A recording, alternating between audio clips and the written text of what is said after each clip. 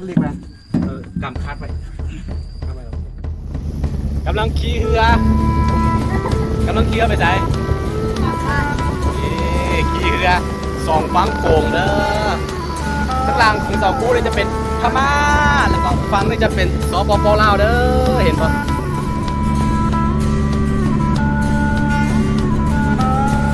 ฝนตกทรายเป็นได้สักครู่กลายเป็นสไลเดอร์ส่งไม้เหรอโ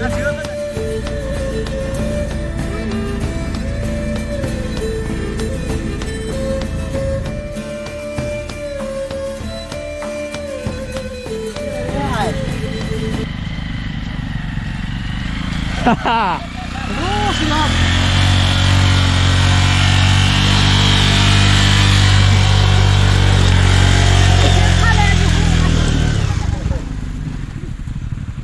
สบายดีทุกคนที่กำลังติดตามมักส้มเรายินดีต้อนรับเข้าสู่ช่องอาคาน้อยเนาะเห็นว่าบรรยากาศคือเอาตั้งเจวาสิพาพ่อแม่พี่น้องของเขามาแต่บ้านเก่านะคือไอ้น้อยของข่อยนั่นแหละไอ้น้องของข่อยเนาะมีทั้งพี่สาว2 คนมีพี่เขยมีอย่างเนาะมาน้ำกันไล่คนก็มาได้อุดมไซด์เราเขาอยากไปเที่ยวบ่อน้ำห้อนบ่อน้ำพุห้อนธรรมชาตินะ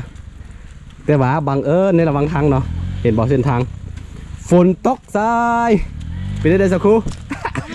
ไกลเพี้ยนกลายเป็นสไลเดอร์ส่งไม้เหรอเชื้อเขาจะแค่นี้แหละคือเฮามากันเกือบจะได้ว่า10 ปลายชีวิตเนาะโบฮู้ว่าเฮาสิไปฮอตได้บ่แต่ว่าเฮาทดลองเบิ่งคันว่าไปฮอตบ่ได้แล้วก็ขอสิกลับมาทางเก่าเนาะคือตอนเฮาออกจากบ้านมามันฝนบ่ได้ตกแบบนี้นะหามาตกในระหว่างทางเนาะแล้วก็อย่างที่เห็นนี่แหละเส้นทางจะเป็นดินแดงมีลูกๆหลานๆแล้วก็มีหลายคนมานำกัน10 กว่าชีวิตเด้อโลเดี๋ยวลุ้นนำกันว่าเฮาสิไปฮอตจุดใดตอนนี้อุปสรรคหลายแฮงไหวบ่ไหวกันเลยเพราะตัวนี้ยังบ่คัน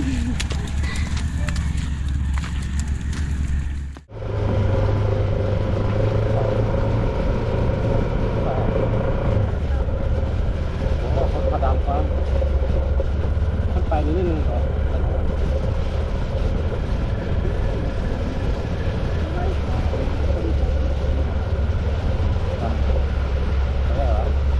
เขาเรียกงัวเต้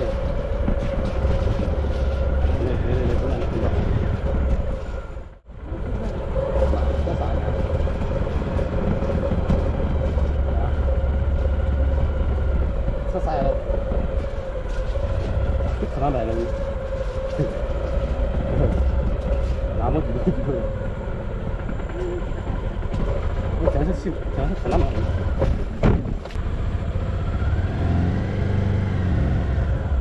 ลงแล้วไม่ต้องขี่ลงแล้ว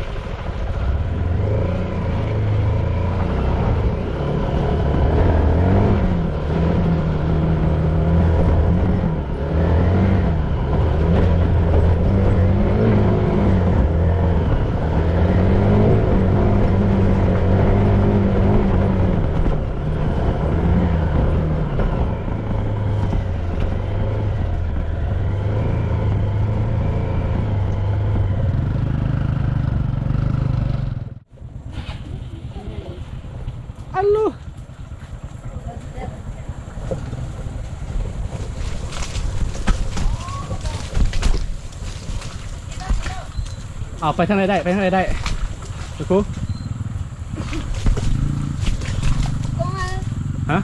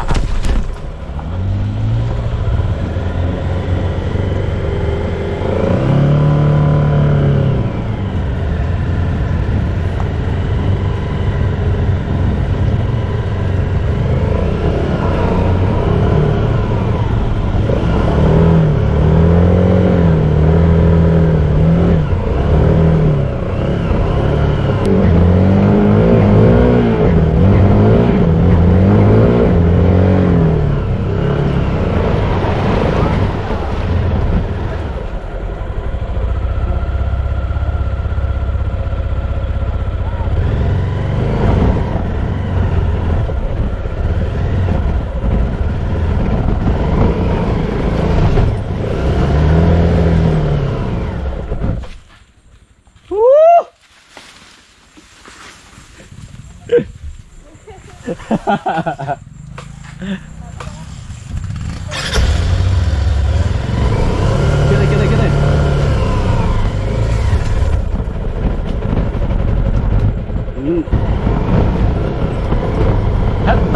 Kata nama nggak aja kau yang ini.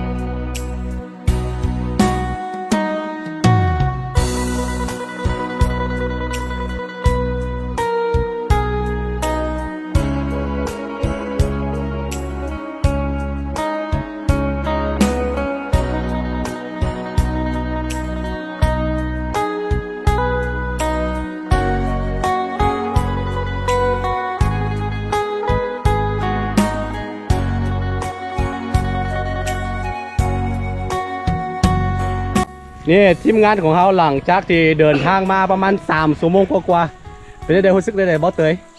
วันนี้โคตรลำบากเลยแต่ว่ามันตื่นเต้นแล้วแต่ว่าสุดยอดเลย ตื่นเต้น เจ้าครูเป็นได้ กูมาแล้ว บ่มาแล้ว นี่คือมื้อนี้ตั้งใจว่าสิพาพี่น้องมาเบิ่งอันไม่ยังเกาะบ่อน้ำห้อนนะน้ำพุห้อนนะทุกคนแล้วก็แต่ว่ายังบ่ฮอดครึ่งทางแต่ต้องได้เดินทางอีกประมาณ 2-3 กิโล2-3 ชั่วโมงนะถึงจะฮอดนี่พม่านั่นนะเราจะเห็นบ้านพม่าอยู่ฝั่งนั้นหมู่บ้านพม่าเนาะจะเป็นแม่น้ำของเด้อนี่โอเคเดินทางต่อ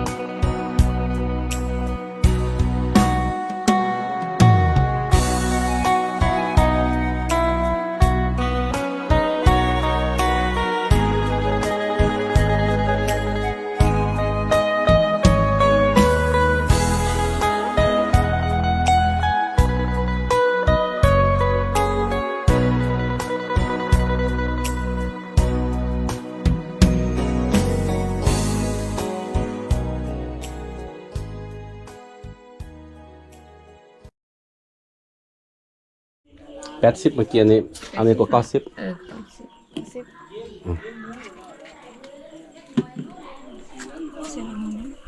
จะพูดใจเป็นเงินบาทวะ ได้เงินบาทครั้งแรก เอาไป100นึงก็ได้เพื่อได้ให้ได้คือเอามาหอดตำทางละครึ่งทางละถอยครับเนาะบ่ไหวละ จิ๊บ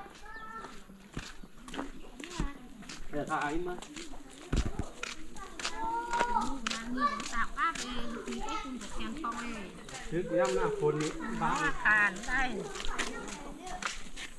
ลูกสาวเขาครับลูกเคยเขาก็พูดไปต้นเขาอย่างนี้อย่างพวกเขา ลำบากเนาะคือตอนนี้เราเปลี่ยนแผนเนาะเราเดินทางมาได้ครึ่งทางแล้วก็บรรเทาคือบ่ไหวแล้วมันเส้นทางบ่ดีพอนะครับก็เลยว่าสิเปลี่ยนใจกลับไปทางเก่าแต่ว่าเขาสิกลับไปทางเหือจ้างเหือกลับ ได้เจอกันทุกคนเดี๋ยวเซลคูดเล่นตากล้องแล้วก็ท้ายบรรยากาศโอ้เป็นได้สักครู่ เมื่อยแห้ง เขาแบบว่าเขาทุ่มเทสุดมือนี้นะคือตั้งใจว่าสิพาพี่น้องเนาะไปเที่ยวบ่อน้ำห้อนอย่างที่บอกไปได้ว่าแผนล่มเลยบ่ไหวกลับทางเก่า มาฮอดครึ่งทาง ที่เฮือกับ กับทางเก่า วิสัยแบบเขาบอลทางลุงอะนะหากันทุอยู่ไอ้อะนี่จีบยังไงล่ะไอ้อุลาเลยถวยแล้วถวยหรอ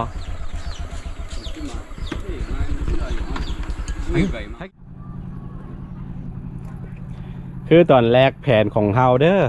เฮามาทั้งหมดจะคันสักครู่รถ5 คันแต่ว่าตอนนี้เปลี่ยนแผนเฮาสิไป3 คันสิกลับทางเรือ2 คันสิไปต่อทางพุ่นเนาะน้องไซกับบักเตยก็ซอยมึงสิง ก็สิไปทางนั้นต่อแต่ว่าเฮาบ่ไหวแล้วเนาะครับแล้วก็คืออีกอย่างก็เป็นกันเอาอันพี่น้องเฮานะไปขี่เรือเบิดลองเบิ่งหัวหนึ่งจักว่าตั้งคืออยู่บ้านเขาบ่มีคืออยู่บ้านเขาเจ้าบ่มีเรือบ่มีน้ำใหญ่แบบนี้นะก็เลยว่าเป็นกันพาเขาไปขี่เรือแดเนาะสักครู่เนาะจะเปิดประสบการณ์นี่ตอนนี้ลาน เฮาก็บ่ไหวแล้ว มึงในลานน้อยกำลังท่าอยู่ 2 คันก็ไปก่อนแล้วนะแล้วเขาเลยโทรบอกกับเจ้ากลับมา ลงทางมันบ่ ลงทางตอนนี้คือเฮาลงไปขี่เรือทุกคนเจียวรถจักรขี่นำแล้วก็คนทำหมดเป็นเขาเจ้าว่า 3,000 เนาะ 3,000 บาทเด้อเขาเจ้าใส่เงินบาทอยู่นี่นะเมื่อกี้คืองงเลยบอกเพราะว่าบ่เคยจ่ายเงินบาทจักเทื่อนะมีแต่เคยแลกเปลี่ยนอยู่เคยเห็นแต่ว่าบ่เคยจ่ายครั้งแรกของเราเลย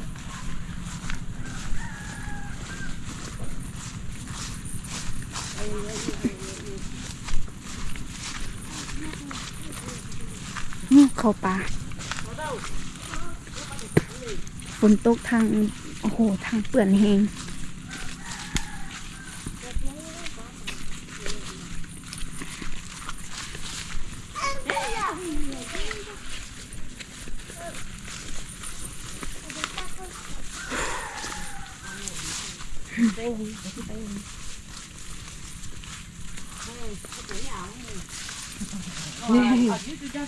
พ่ออีกอ่ะเกือบช่องใส่เนี่ยเลยนะเชื่อดีอ่ะอีนะเดี๋ยว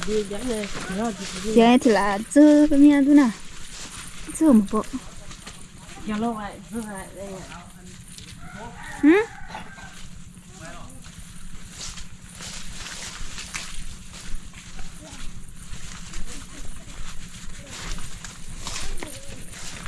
โอ้ทางมือแหง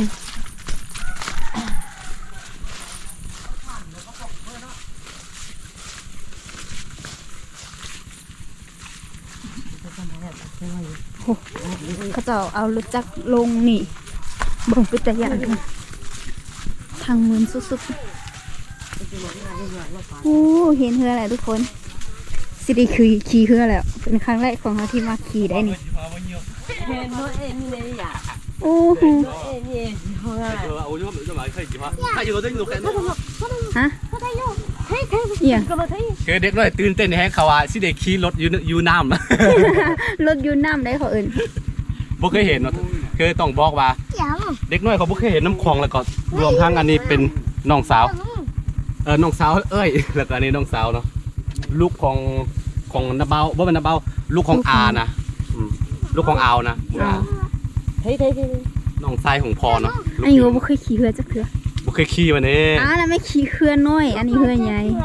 มันก็ต่างกันไหมนะอันนั้นเป็นตะยานอันนี้บ่เป็น thấy ตะ bà ยาน chưa nhúc ghép túi nó thấy đây คือเฮาเปลี่ยนแผนอย่างที่บอกไปเนาะบ่ไหว กูbị đơn này bà บ่ไหวแฮงเดินทางมาประมาณ20กิโลเนาะ20กิโลเนี่ยมันบุเส้นทางมาอย่างที่เห็นแหละทุกคนก็เลยว่าเปลี่ยนแผนเอาตอนนี้ไปขี่เรือกลับดีกว่าลงทุนนิดนึง ลงทุนนิดนึง ทางนี้แจง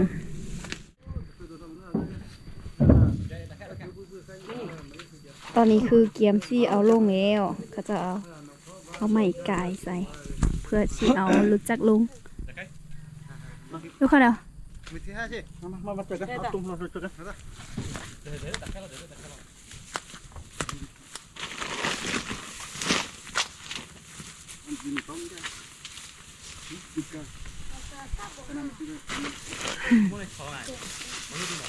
ฮะ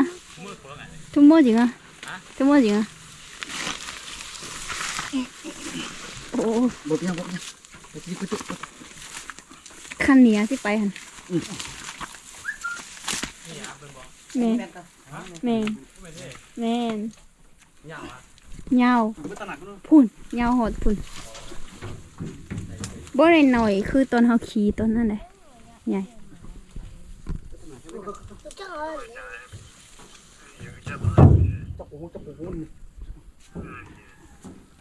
ที่ไปคันนี้อ่ะ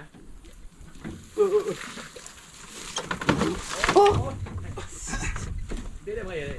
มันคันเล็กกว่ากันเดียวคันเล็กกัน เรียกอะไร บ่ไหวตัวหน่อยด้วยนี่ ว่าใส่เกลือเยอะเสียปุ่นเอาผ้าผ้า เฮ้ยใครอะไรแต่ ตั้งขาว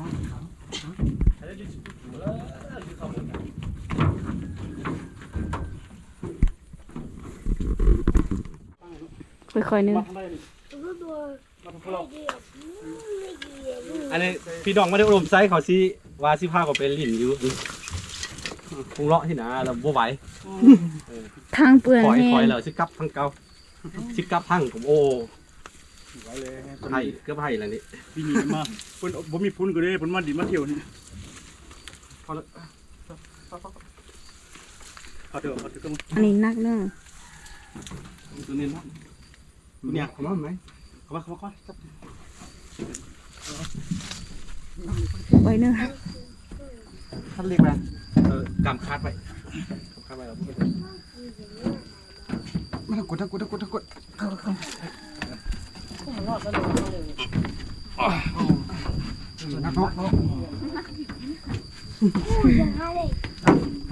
เร็วๆได้หรือว่ารถอันเรือคันนี้หรือเปล่าปลอดภัยดิมีอันบุมีเสือสุดซีไป มันเอาเจ็บมา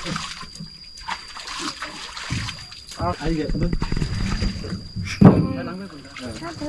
cái mà gì มาห้อยมันนี่ cái mà ý à เกี่ยวไหม อยู่กับอ้วนเลย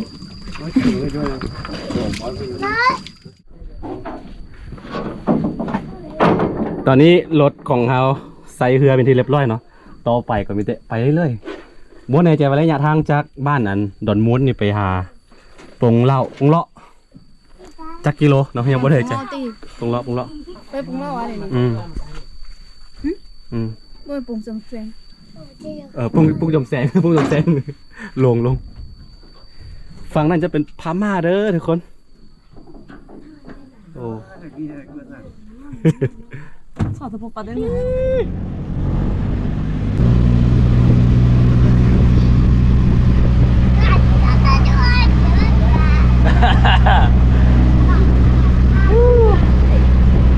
สอนบรรยากาศ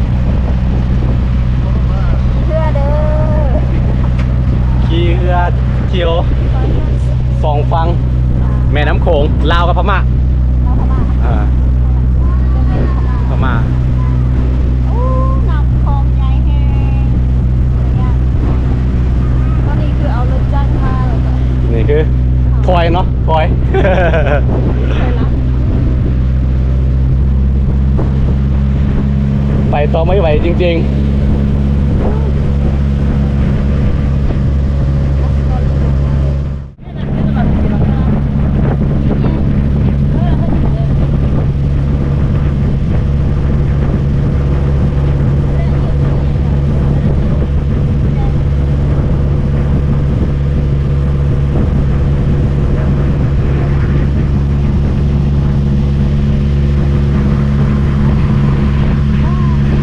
ปลดปล่อยแล้ว ๆ เราจะขี่มา เราจะขี่รถจักรมาหมดมือบ่ไปฮอดไซ พอไหมคือไปปุ้งเลาะ บ่ได้ไปครับ บ่อน้ำหอนไปบ่อสั่ง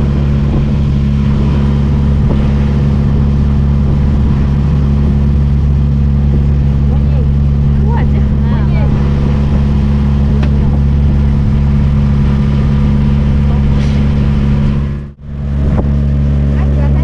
เขาจะลองไปเรื่อยๆจนกว่าสิฮอดบ้านอันปงจอมแสนเด้อทางที่เฮามาเนี่ยแต่ว่าเฮาสิกลับไปทางเก่าเส้นทางตัวนั้นบ่ได้เนาะเพราะว่าผู้เดียวก็บ่แฮงน่ะนะ มันฝนตกระวังทั้งที่ตอนเฮาออกจากบ้านมาฝนบ่ฝนเนาะแต่ว่ามันมาฝนตอนระวังทางอ่ะนะก็เลยว่ามันเป็นเส้นทางดินแดงก็เลยไปบ่ได้เนาะทางเพื่อนวันนี้ขี่เรือครับนี่ เป็นกันพาพี่ๆน้องๆเขามาลองขี่เรือครั้งแรกของเขาเด้เขาจะเห็นบ้านพม่าทั้งพุ่นพุ่นเนาะบ้านพม่า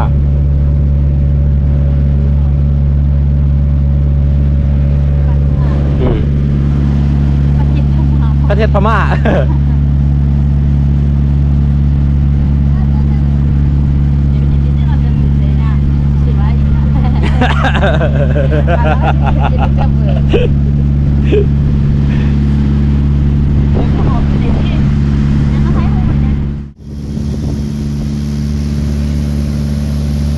โอ้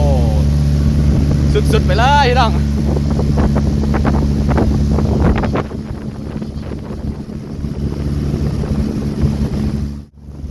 กำลังขี่เรือกำลังขี่เรือไปไหน กลับบ้าน นี่ขี่เรือสองฝั่งโขงเด้อทั้งล่างของเสาคู่เลยจะเป็นพม่าแล้วก็ฝั่งนี่จะเป็นสปปลาวเด้อเห็นปะนี่พาพี่ๆน้องๆมาเที่ยว โคตรเป่าไม้เรากลับ แปดท่านฮะเออ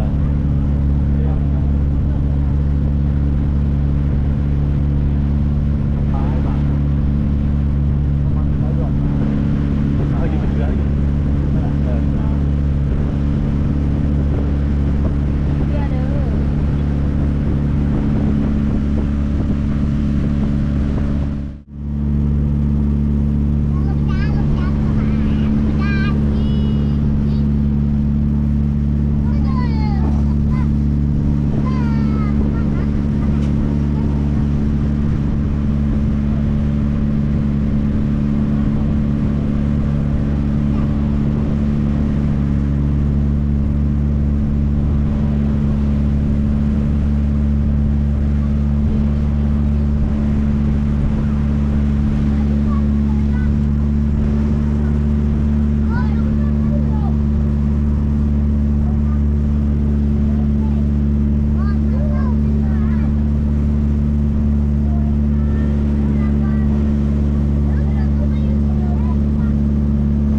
พม่าด้วย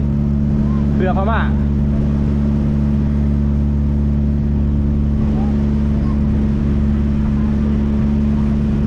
พม่าหรือจ้าด้วย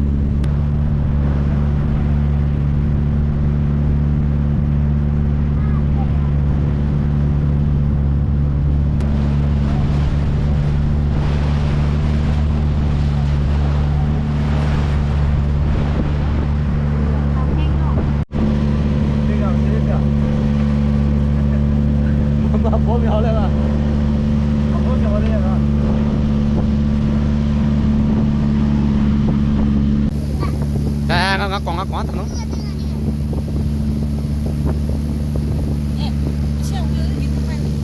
เฮ้ย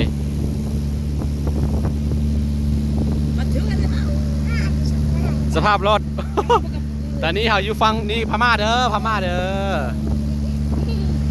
เดินทางมัดมือตอนนี้บรรยากาศไกลๆสิขามเลยทุกคนเห็นบอมมืดๆเลยโอ้ ยังโคตรมันเลย เดี๋ยวกู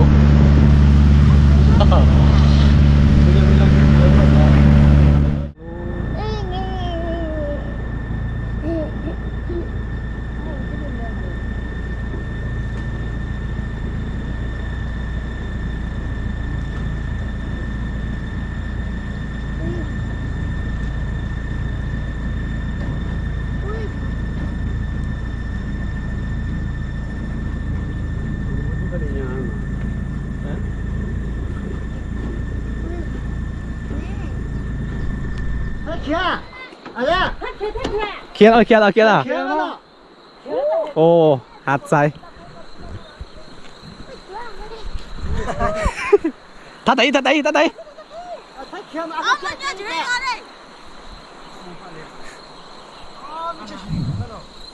คือในระหว่างทางนั่นทุกคนเด้อลานปดเบาปดขี้ ก็เลยมาไปเนาะ นี่เฮามาจอดไอ้เด็กน้อยไปไทยนักไทยเบาเสาคูพร้อม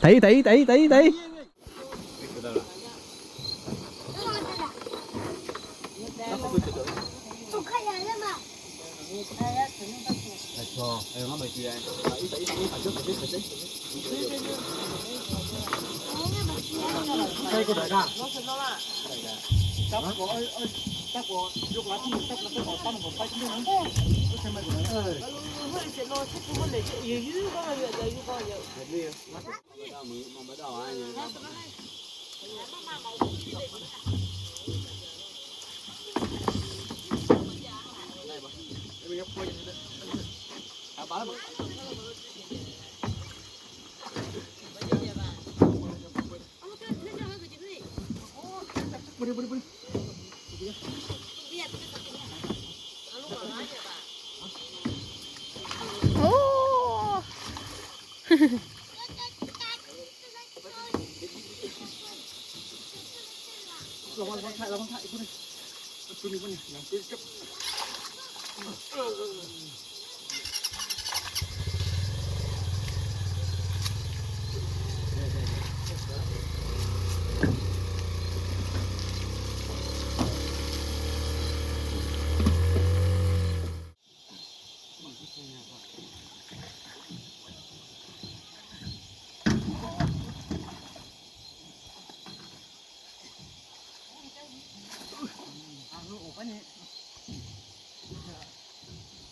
อ้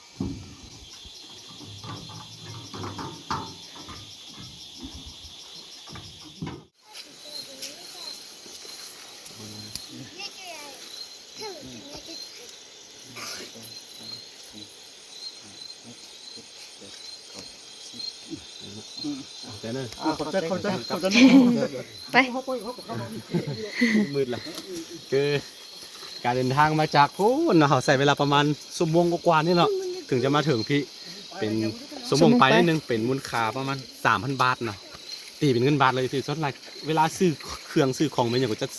จะตีเป็นเงินบาทหมดเนาะแต่ว่าตอนนี้เราบ่มีเงินบาทเอาเงินบาทให้1,000 บาทแล้วก็เงินเรา1 ล้านกีบถือว่าคุ้มค่าเพราะว่ามันเมื่อยแห้งนะ ถ้าเอาสิเดินทางกลับมาทางเก่านี่บ่มีทางรอดมื้อนี้เนาะถือว่าโชคดีไปเลยนี่คือประสบการณ์อีกอย่างหนึงที่เราผ่านมาเนาะโอ้เป็นได้เด้อสักครู่ หน่วยแหงคือได้สิเป็นไข่ มีเด็กน้อยหลายนะก็เลยว่าโอ้เฮาก็สงสารเขาเนาะบ่ไหวมีได้ย่างกับย่างบ่ได้ขี่เลยมีได้รถมาขี่เฮานะ เลยจำเป็นต้องได้เมาเหือกลับมาเนาะโอเคอันนี้ก็เป็นคลิปแบบว่ากันผจญภัยอีกแบบหนึงเนาะความตั้งใจของเขาว่าสิไปบ่อน้ำห้อนบ่ได้ไปสามบ่เกินเนาะเดี๋ยวเอาไว้โอกาสหน้าก่อนเนาะโอเคถือว่าเป็นประสบการณ์อันให้มือหนึงของเราเนาะเบิ่งพี่สภาพน่ะโอเคทุกคนเนาะเจอกันใหม่ในคลิปหน้าทุกคนสวัสดี